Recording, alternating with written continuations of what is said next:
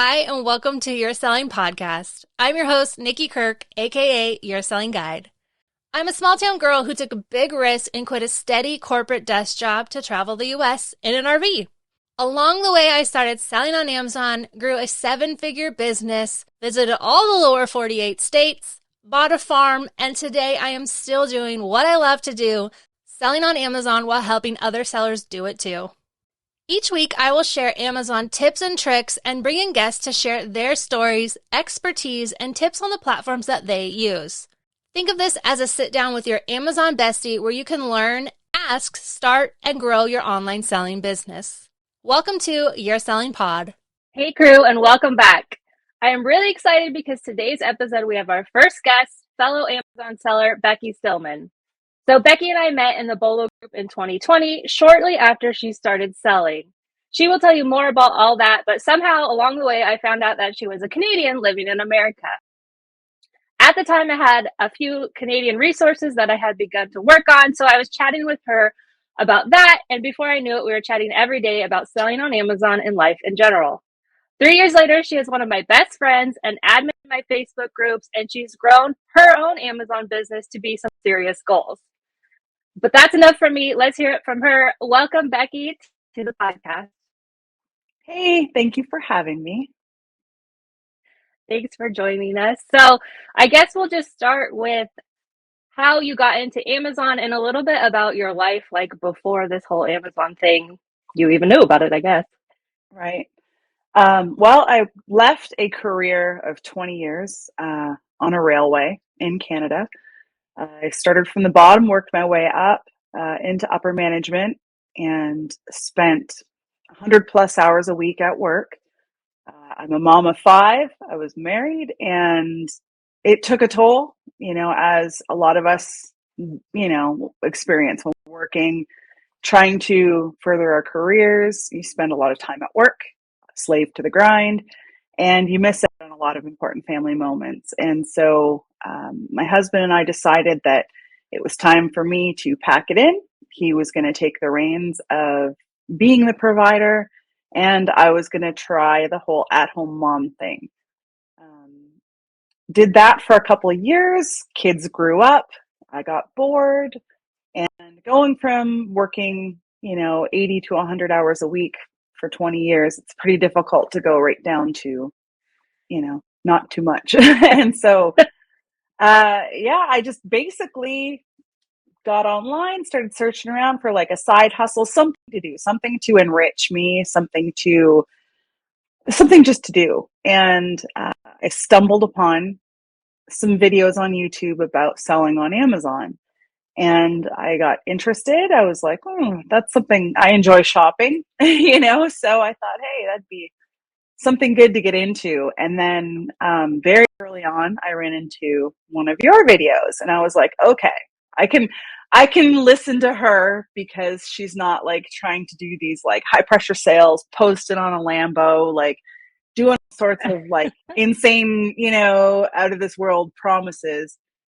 I was like, okay, you're very relatable. And I was like, I'm interested. And so I started binge watching all your videos and really researching the process. And I joined your Bolo group in August of 2020. And that's when I started selling on Amazon. So I was completely gated and everything.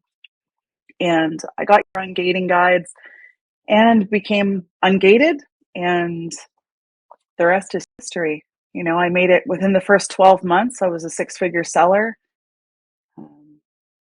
And that's how we started. How much initial capital did you invest or were willing to invest in your business when you started it? Well, when I started with around $2,500. I didn't include, I bought a Rolo right off the hop, and I bought a laptop because my laptop was a dinosaur. So that wasn't included in it. That's just, that was another $2,500. So pretty much $5,000 if you're counting your materials and everything. But $2,500 towards items, and I ended up putting another around $800 into it.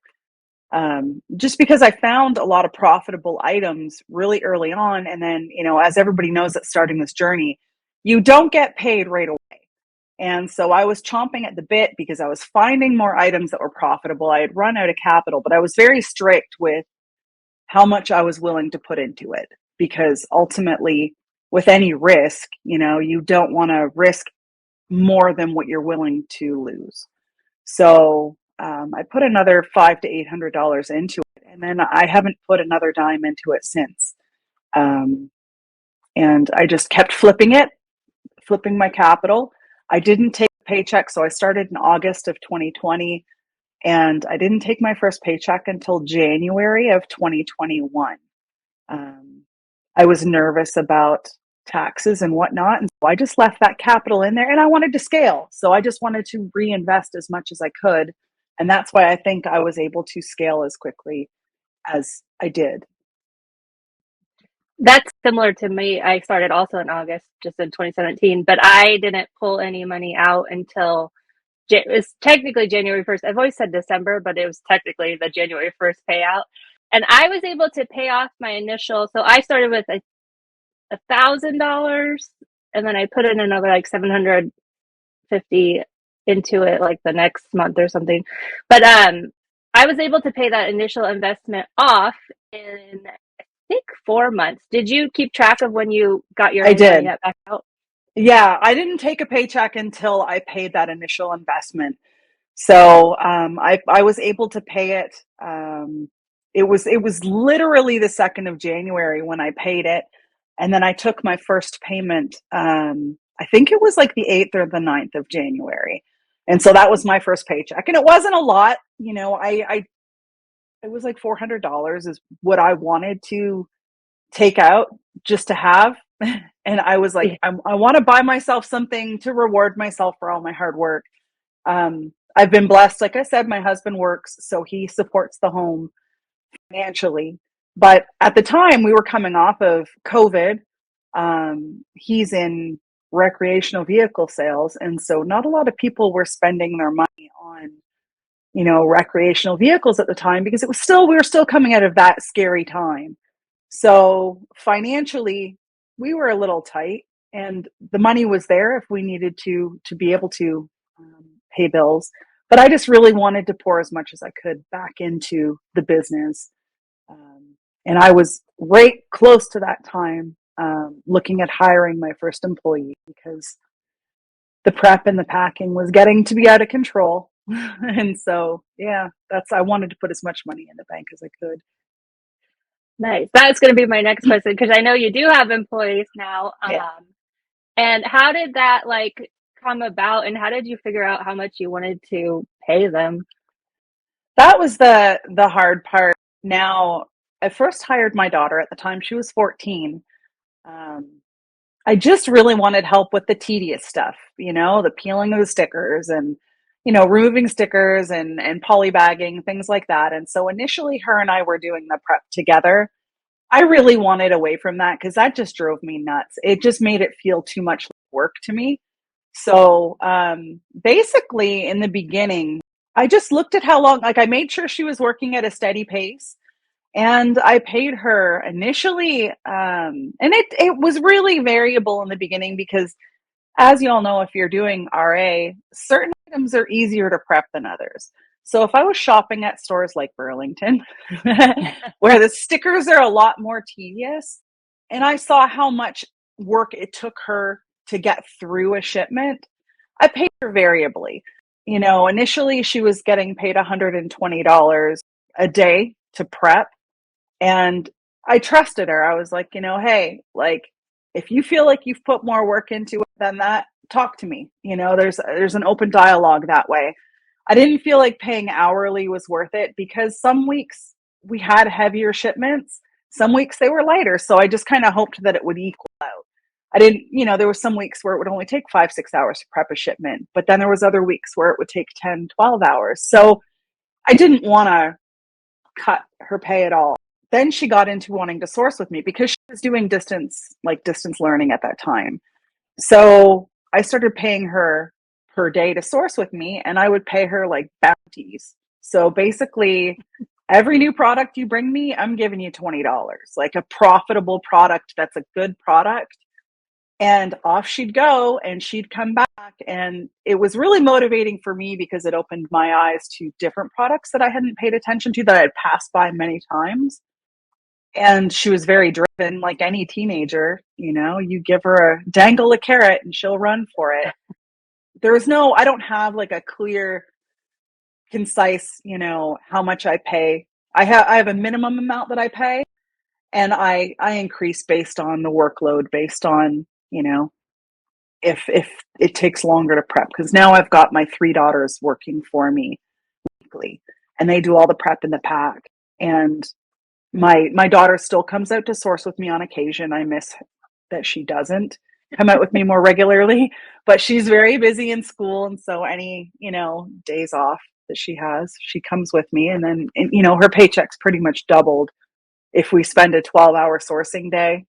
Then she gets paid well for it.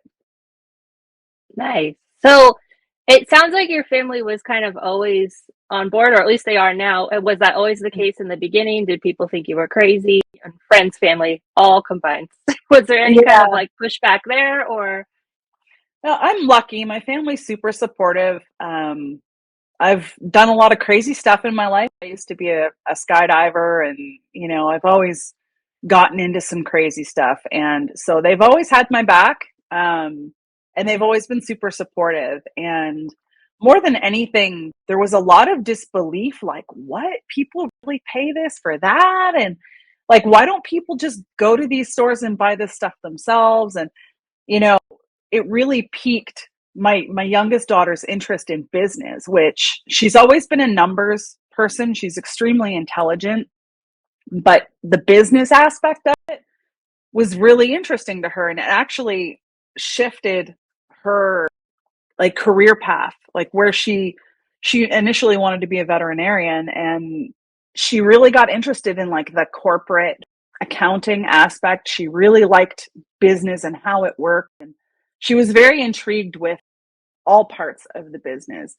And I did my best to explain every part of it to her, being in the corporate business world for 20 years and growing, transportation and logistics and operations. That was my background. And so I really enjoyed it because it really stimulated my brain to see her enthusiasm with it, and to be able to teach her the finer parts of business as I was learning as well, because I stepped into the corporate world that, was already established. I was growing this business from scratch. So it was really neat to have her there with me from pretty much day one. My husband was super supportive. Everybody was really good. It impacted our daily life because I work out of my house, and I actually work out of my dining room, which I have an open concept home. You walk in the door, my dining room's right there, and then my living room, family room's right there. So boxes and stock being piled up constantly. My husband's a neat freak. Our house used to look like a museum where you just didn't really live in it. And so he's had to get over that. That's been a struggle. And it's a struggle for myself as well, because you're constantly surrounded by your job. And, as someone that, I am a workaholic. So there's no sitting on the couch and chilling out. There's a sitting down, and I look over and go, oh yeah, I have to. And then I'm up and I'm over at the computer and I'm working. So that's been my biggest struggle, is just being able to carve out that time for myself away from the business, and basically get used to stepping over boxes and around boxes, and not bumping into towers of product that are there. And then, the inevitable ship day every Monday, boxes and boxes. So yeah, I am the same. I don't know what it's like to not have stuff all around all the time since I'm in an RV. And it's like anytime, if I don't leave it in the truck after I've gotten it, then it's all just here in the kitchen office, like where I work out of. Maybe one day I'll have an actual office space, but not yet. Right. And that, there's days, and I honestly use you as my inspiration to get through those days where I'm frustrated because I'm like, Nikki does this in an RV. Like, I need to shut up and quit complaining because, I can't imagine. I can't imagine the process that you have, just even prepping, listing, whatnot. Like, it looks like a bomb went off in my house. And, I couldn't imagine being in a confined space because I'm lucky. My area is big and open, and I'm able to pull out. I've got 4 folding 6-foot tables, and then my dining room table itself is massive. And I've got stuff overflowing onto couches and on the floor and all over the place. So I can't even imagine. And, there's a lot of times where our shipments are very similar. So you doing it in an RV is just a work of magic, I think. It's interesting. So you bring up the process because, like, I have my process, and I don't know, it just happened from me doing it. And then I know that in the community, people have asked in the groups, like, what do you guys' different process? And there's really a different process for every seller. Like, whatever works for them works for them. There's no like set way to do it. I know we talked about Inventory Lab a lot, which is software that helps you do your FBA shipments in addition to a lot of other things. And even that we learned, like, there's a different way to do that. Like, Oh, yeah. I don't know how many different ways. So it's really interesting, like, to just know that there's no one way to do this. There's no right way, wrong way. It's like whatever works for you. So some people might be working out of a garage or their dining room, or me where my dining room is my office/kitchen. And it's just like, you just make it work, whatever works for you. Yeah. There's people that we had in our groups that were working out of storage lockers. So they had a storage locker, and they would go and they would work and close it up, and away they'd go. And it's all about how bad you want to do it. And, every bit of Amazon business is like anything in life. You have to work at it, and you have to be willing to compromise. And it's tough if you don't have a good support system because it is hard. It's not easy to get to the level of selling that I've gotten to. It's a lot of work, a lot of sacrifice, a lot of blood, sweat, and tears, a lot of frustration. So, you make it work. And anybody that's an experienced seller, they know it's tough. It's not easy. It's not a get rich quick scheme. It takes work. It's just you're working for yourself instead of somebody else. So what was your first chase or your like first profitable item that you were just like hunting down because it was selling really well when you first started selling? When I first started selling, I was in Q4. So at the time, back then there was requirements for FBM, and I hadn't met them yet to be able to ship toys in. So initially it was a lot of toys, but after Q4, I had gotten ungated in Adidas, like a lot of the high-end brands, Nike. And so I started shoes. That was like my big chase. And at the time, we were able to get shoes from TJ Maxx, Marshalls, things like that. They weren't cutting the tops of the boxes off. And so that was my first chase. And it was great. Like, I was really, really doing well. And then I was able to get in with a distributor in Canada. And so shoes, all those shoes, they were it for me. I really, really, that just jump started my business. It really, really was a game changer. I was making 100% return on investment minimum for every pair of shoes I was selling. And I was at the time doing between 30 and 45,000 in sales. And this was in January, the first January after I started. So that was my real first chase. My favorite chase, cat food. That was just last year. Pallets of cat food. I was buying this Fancy Feast cat food, and it was insane. I was paying $4.99 a box and making $16 profit on each box. And so that was my absolute favorite chase because it was awesome to prep. I didn't have to take any stickers. It was a matter of getting the pallet, loading it up, because I loaded it all up into my own SUV, driving all over the place to this particular store and buying out what they had. So that was my favorite out of all of them. That's really interesting because the one thing I've always loved about you and have been inspired by from you is the fact that you go for big and heavy items, whereas I tend to shy away from them. but there is a lot of profit in those because most sellers are like me and they shy away. So how are you packing up pallets of cat food?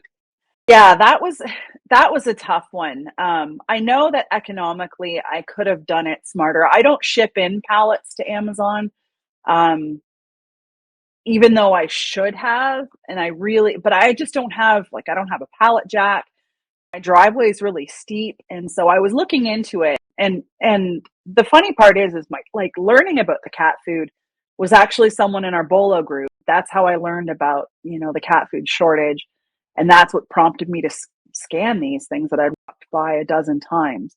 Shipping, it was actually really easy to ship because we just weighed each box. Like, it was a box about, that big, and calculated it, figured out a box, and thankfully it fit in the Home Depot medium box perfectly. So we just stacked 49 pounds worth. I don't ever hit that 50. I get 49 and I try and stop because it's a 50-pound maximum to send in. So it we just did it that way, and it was rough because we transported it to UPS directly every week.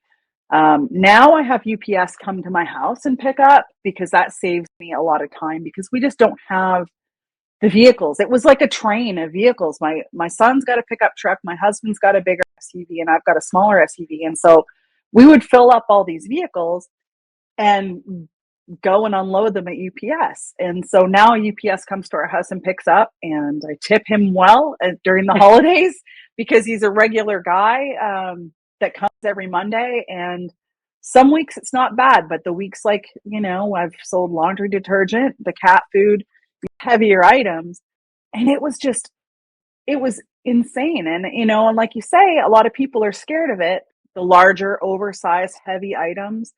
But, don't be afraid to dip your toes into that.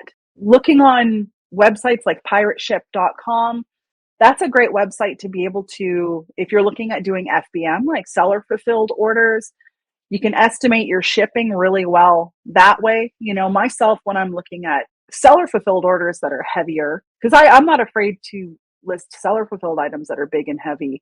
I'm in Georgia, and so California, Oregon, those are usually my heaviest or my furthest distance away for shipping. So I just pick a random address. 9 times out of 10, I do 90210 because everybody knows that address in California. And I'll put that in and see, okay, worst case scenario, this is what my shipping is going to be for this item. So that's how I can make an educated decision of whether it's going to be a profitable item for me to sell FBM, or if it's something I should pass by or something I should send in FBA. So that's just trying to educate myself. And, the other thing is the old trial and error. List one for sale. If it sells and you go and you calculate it with your shipping and all that, and it's a little steep or you're not making as much profit as you want, then you can go ahead and adjust your shipping template and allow for, charging more shipping, because there are times I do charge for shipping. The bulk of my items are free shipping, but sometimes to make that profit, you have to. Yeah. What's your percentage or like a breakdown of FBA versus FBM? Do you do kind of an even mix? Or are you more on one or the other? That varies. I'm pretty much even right now. During the holidays, obviously, like Q4, I did a lot more FBM. I was probably doing 75-25. I shut down the business from, I think it was December 14th. I had enough. And it was pretty much until January 14th that I shut the business down FBA wise. So we weren't sending shipments in, but FBM was something that I continued to do because there were still items that were profitable. There was like Q4 things just sell. And so I really got on Squishmallow train. There's a few shortages that were out there. So I would slip out and I'd grab a few things, and it wasn't as tedious as having to label everything, prep, pack, and send it in. So FBM, I was accounted for probably 75% of my business throughout Q4. Now it's more 25%, maybe close to 50, because there is a small and light item that is selling really fast right now that there is a shortage of. But I like to scale more towards FBA because I am paying 3 employees to come here and prep and pack shipments every week. So me buying a bunch of stuff to send in myself isn't really beneficial. I have to justify that money that I'm paying them. I try and edge towards 75% FBA, 25% FBM. Over the years, what has been like a struggle that you've had, or have you been great? It's been easy. Oh, it has not been easy. My struggle actually is with Amazon themselves. They're not easy to deal with. This is Amazon's playground, Amazon's sandbox, and they just let you play in it. Sometimes they don't play nice. Sometimes things happen where, it's an ever changing beast. So rolling with the punches and adapting to their different processes that they pull out, trying to deal with customer support and,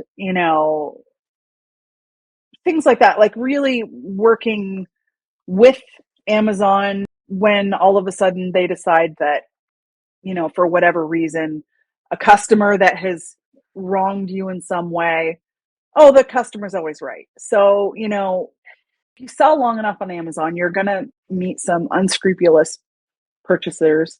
And the lack of support was very difficult to deal with Amazon. I've gotten used to that part now. And so I just I fight everything I can fight with them, but time is money. And so a lot of times, with experience what's going to be a losing battle.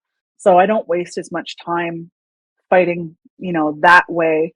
So really it's just a lot of the kind of the lack of support from Amazon. But thankfully, we've built a really great community, even, like with Nikki's groups and everything. It's nice to be able to vent and to be able to say, oh, this happened today. And then you have other sellers that come in and are like, hey, this happened to me. This is what I did, try this. And, I'm continually still learning every day. It helps you navigate through those difficult times. And in worst case scenario, you have people to commiserate with that have gone through the same thing. So honestly, that's been my biggest struggle to date, really is just rolling with the punches and ever evolving with the business. Yeah, we're currently dealing with, so last year, 2021, maybe it was a little over a year, they rolled out send to Amazon as a way to send your FBA shipments as opposed to what we just call the old way now. I don't know if it ever had a name. So I know that's been a struggle for everyone, and we're still like going where they're now forcing us to use send to Amazon. I know you've been using it for a while. I have still been doing it the old way, so I'm going to have to roll into the new way soon. But you started using Inventory Lab 100%. You found one of those other ways to use Inventory Lab. Yes. Yeah. So I switched to send to Amazon, and it was every week it was glitchy. Every week there was massive issues. Every week I was getting error codes. And again, this is, I process my shipments in Inventory Lab. And so there was like just one was not talking correctly to the other. And I was really struggling with the easiest part of the shipment, like everything's prep packed and boxes ready to go. And just trying to communicate there was difficulty. And so funny enough, I've actually reverted back to the old workflow because I wasn't given I was kind of forced into, where everybody says you have to go and select the ability to go to send to Amazon. I was being forced. It wasn't even giving me the option to go to the old workflow. Now the old workflow has appeared again. So I've gotten back to doing it that way. And I've jumped on the late train. I've been on Inventory Lab since October of 2020. So pretty much from the start of my business. And I just used it where I would list everything and then I would export a shipping plan file and upload it onto Amazon. And then I would, prep or pack everything in Amazon and that's where I would process a shipment. Now I'm through one of the groups. We were on a live call and someone said, oh, you're not scanning your box contents? And I'm like, what do you mean? And so I dug into it and game changer. So we have a Bluetooth scanner, and as the girls are packing a shipment, they're scanning the barcodes, the FNSKU labels as they're putting it into the box, and it's automatically assigning the contents to the box. And now this is like, a massive game changer for me. So instead of having to allocate and assign everything to each box manually and go and click through the list and, put 3 of this, 4 of that, and whatever. It's just done automatically. And then you transmit your boxes and you go into Seller Central and you approve the shipping and print the labels. And it's been a frustration saver, because that alone was something that was making me just be ready to walk away from the business, because it was so stressful and I couldn't figure out how to fix it. And, like you had said earlier, there's so many different ways to do, to use Inventory Lab. There's so many different ways to use, and there's multiple other programs out there as well, but there's multiple ways to use them. And so just trying to find your own path, a lot of trial and error, a lot of input from the community. So far, it's been a game changer. Touch wood, it's worked really smooth, and I'm able to process the shipment very quickly. So, that part has been nice. And, hopefully there's a bit better of an integration with the Send to Amazon workflow for Inventory Lab users and other external programs users in the future. Yeah, I'm really hoping they figure that all out, because March 1st, I got to start using it. Yeah. They keep backing that date up. So hopefully they continue to back it up or decide to scrap it all together and just allow us to go either way. But yeah, March 1st. So what is one of the best things about either selling on Amazon or being a business owner? The best thing for me, it's on two fronts. It's, being able to spend more time with my family, meaning like when we're prepping and packing and things like that, but also being able to spend more time with my family. So, if one of my kids has something going on, I don't have to ask my boss for a day off. I'm my boss. So I can take that time off. Having the flexibility to work remotely. In January, Nikki took myself and Jocelyn to Punta Cana, Dominican Republic. We were able to go there, network. We were able to work on the future of the businesses. So how amazing is that, to be staring at palm trees in beautiful weather and have your, business right here ready to go. And, you're still earning money while you're laying out in the sun, while you're, enjoying life and participating. That's been massive for me, myself, is just being able to be present and to have the power to be able to be present when I want to, not just when I'm allowed to be. That's been massive. Having my daughter learn about business, something that she may not have learned on her own, and experience that is helping mold her as an adult, to be successful. Well, I just want to say thank you, Becky, for coming on the show. I know I'm going to have you back as different things pop up and we can just chit chat about Amazon selling in general.